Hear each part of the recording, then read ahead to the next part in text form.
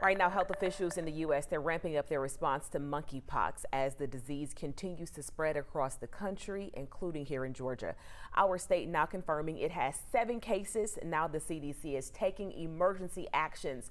Molly Oak has been following this story since the very first case here in Georgia.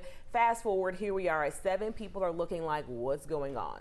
Yeah, exactly. And along with the Emergency Operations Center now opening, courtesy of the CDC, the Biden-Harris administration now announcing a new strategy, saying the goal is to get vaccines across the country to those at high risk in hopes of slowing the spread. Take a look at the White House's efforts.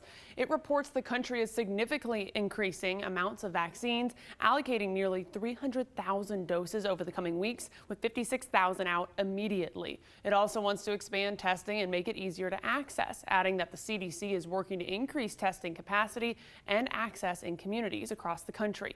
The White House also reports it's working closely with healthcare providers and public health officials to share information like which communities are most at risk and how to access testing and treatments. Today, the CDC says it's holding a clinician outreach call. The CDC director spoke on Zoom yesterday, explaining why this is needed.